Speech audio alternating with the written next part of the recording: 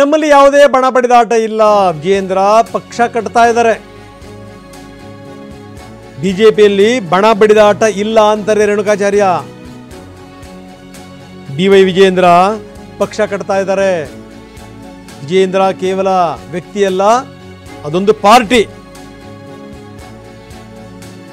ವಿಜಯೇಂದ್ರ ಪರವಾಗಿ ರೇಣುಕಾಚಾರ್ಯ ಕೊಟ್ಟಂತ ಹೇಳಿಕೆ ಇದು. ಅವ್ರು ಯಾರೋ 4 ಜನ ಹೇಳಿದ್ರೆ ಬಣ ಆಗತ್ತಾ? ಖಂಡಿತ ಆಗಲ್ಲ ಅಂತಾರೆ ರೇಣುಕಾಚಾರ್ಯ. ಬಣ ಬಡಿದಾಟ ಇಲ್ಲ.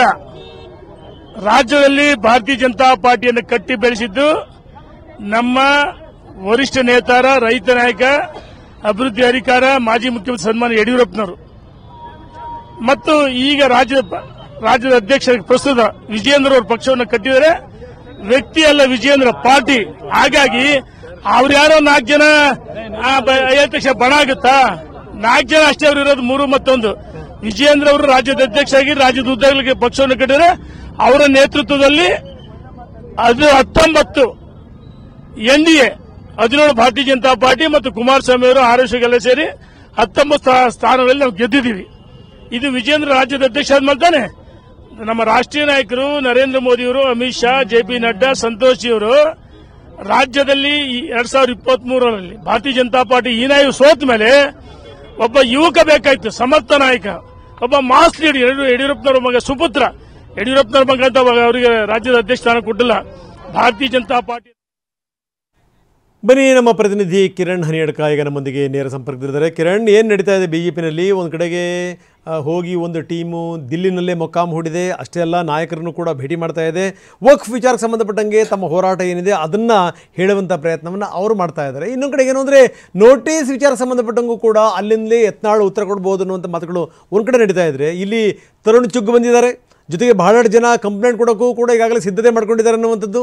ಜೊತೆಗೆ ಈಗ ನಾವು ನೋಡ್ತಾ ಇದ್ವಿ, ಕೆಲವರು ಪರವಾಗಿ ದನಿ ಏರಿಸ್ತಾನೆ ಇದ್ದಾರೆ, ಮಾತಾಡ್ತಾನೆ ಇದ್ದಾರೆ. ರೇಣುಕಾಚಾರ್ಯ ಕೂಡ ಮಾತಾಡ್ತಾ ಇದ್ರು.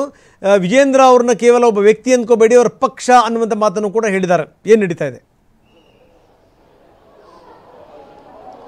ರಂಗನಾಥ್, ಬಿಡುವಿಲ್ಲದಂತಹ ಚಟುವಟಿಕೆಗಳು ಬಿಜೆಪಿ ಎರಡೂ ಪಾಳ್ಯದಲ್ಲೂ ಕೂಡ ನಡೀತಾ ಇದೆ. ಯತ್ನಾಳ್ ನೇತೃತ್ವ ತಂಡ ದೆಹಲಿಗೆ ಹೋಗಿ ವಕ್ಫ್ ವಿಚಾರವಾಗಿ ಜೆಪಿಸಿಯನ್ನ ಭೇಟಿ ಮಾಡುವಂತಹ ಪ್ರಯತ್ನ, ಜೊತೆಗೆ ವರಿಷ್ಠರನ್ನ ಭೇಟಿ ಮಾಡಿ ರಾಜ್ಯದ ವಸ್ತುಸ್ಥಿತಿಯನ್ನ ವಿವರಣೆ ಮಾಡುವಂತಹ ಒಂದು ಪ್ರಯತ್ನವನ್ನು ಕೂಡ ಮಾಡ್ತಿದೆ. ಆದರೆ ಎಷ್ಟರ ಮಟ್ಟಿಗೆ ದೆಹಲಿಯಲ್ಲಿ ವರಿಷ್ಠರು ಯತ್ನಾಳ್ ಟೀಮ್ ಅವರಿಗೆ ಭೇಟಿಗೆ ಲಭ್ಯವಾಗ್ತಾರೆ ಅನ್ನುವಂತಹ ವಿಚಾರ ಇನ್ನೂ ಕೂಡ ಸ್ಪಷ್ಟ ಆಗಿಲ್ಲ. ಆದರೆ ಅವರು ತಮ್ಮ ಪ್ರಯತ್ನವನ್ನು ದೆಹಲಿಯಲ್ಲಿ ಇದ್ದುಕೊಂಡೇ ಅವರ ಪ್ರಯತ್ನವನ್ನ ಮುಂದುವರಿಸಿದ್ದಾರೆ. ಇದರ ಜೊತೆಯಲ್ಲಿ ಬೆಂಗಳೂರಿಗೆ ಬಿಜೆಪಿ ರಾಷ್ಟ್ರೀಯ ಪ್ರಧಾನ ಕಾರ್ಯದರ್ಶಿ ತರುಣ್ ಚುಗ್ ಬಂದಿದ್ದಾರೆ.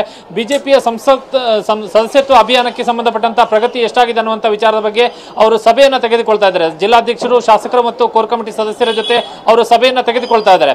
ಇದು ಒಂದು ಕಡೆಯಾಗಿ ಈ ನಡೀತಿರುವಂತಹ ಸಭೆ. ಆದ್ರೆ ಇಲ್ಲಿ ತರುಣ್ ಚುಗ್ ಬಂದಿರುವಂತಹ ಹಿನ್ನೆಲೆಯಲ್ಲಿ ಅವರಿಗೆ ಯತ್ನಾಳ್ ವಿಚಾರವಾಗಿ ಒಂದಷ್ಟು ದೂರನ್ನ ಕೊಡೋದಕ್ಕೆ ಕೂಡ ಈ ವಿಜಯೇಂದ್ರ ನಿಷ್ಠ ಬಿಜೆಪಿ ಜಿಲ್ಲಾಧ್ಯಕ್ಷರು ಸಿದ್ಧತೆಯನ್ನ ಮಾಡ್ಕೊಂಡಿದ್ದಾರೆ. ನಿನ್ನೆ ಈ ನಿಟ್ಟಿನಲ್ಲಿ ಒಂದು ಪೂರ್ವಭಾವಿ ಸಭೆಯನ್ನ ಮಾಡಿ ಅವರು ತಯಾರಿಯನ್ನ ಮಾಡ್ಕೊಂಡಿದ್ರು.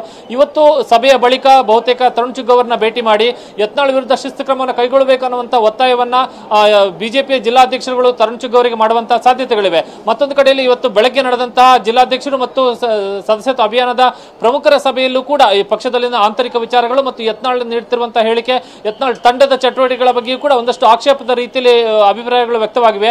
ಪಕ್ಷದಲ್ಲಿ ನಡೀತಿರುವಂತಹ ಆಂತರಿಕ ಬೆಳವಣಿಗೆಗಳ ಹಿನ್ನೆಲೆಯಲ್ಲಿ ಮತ್ತು ಯತ್ನಾಳ್ ತಂಡದಿಂದ ವ್ಯಕ್ತವಾಗುವಂತಹ ಹೇಳಿಕೆಗಳಿಂದಾಗಿ ಪಕ್ಷಕ್ಕೆ ಮುಜುಗರ ಉಂಟಾಗ್ತಿದೆ. ಹೀಗಾಗಿ ಈ ಮುಜುಗರವನ್ನು ತಪ್ಪಿಸಿ ಸೂಕ್ತವಾದಂತಹ ಕ್ರಮವನ್ನು ಕೈಗೊಳ್ಳಿ ಅನ್ನುವಂತಹ ಅಭಿಪ್ರಾಯವನ್ನು ಕೂಡ ಇವತ್ತು ಸಭೆಯ ಆರಂಭದಲ್ಲಿ ಜಿಲ್ಲಾಧ್ಯಕ್ಷರ ಪೈಕಿ ಕೆಲವರು ಪ್ರಸ್ತಾಪವನ್ನು ಮಾಡಿದ್ದಾರೆ. ಅದಕ್ಕೆ ಪ್ರತಿಕ್ರಿಯಿಸಿರುವಂತಹ ತರುಣ್ ಚುಗ್ ಈ ವಿಚಾರವನ್ನ ನಾನು ಮುಂದೆ ಚರ್ಚೆಯನ್ನ ಮಾಡ್ತೇನೆ ಮತ್ತು ವರಿಷ್ಠರ ಗಮನಕ್ಕೆ ತರ್ತೀನಿ ಅನ್ನುವಂತಹ ಭರವಸೆಯನ್ನು ಕೊಟ್ಟು ಅಲ್ಲಿಗೆ ಆ ವಿಷಯವನ್ನು ತಣ್ಣಗಾಗಿಸಿದ್ದಾರೆ. ಹೀಗಾಗಿ ಇವತ್ತು ಮಧ್ಯಾಹ್ನವೂ ಕೂಡ ಈ ಕೆಲವೇ ಹೊತ್ತಿನಲ್ಲಿ ಬಿಜೆಪಿಯ ಕೋರ್ ಕಮಿಟಿ ಸದಸ್ಯರ ಜೊತೆ ಕೂಡ ಸದಸ್ಯತ್ವ ಅಭಿಯಾನದ ಬಗ್ಗೆ ಕೂಡ ತರುಣ್ ಚುಗ್ ಸಭೆಯನ್ನು ತೆಗೆದುಕೊಳ್ತಾರೆ.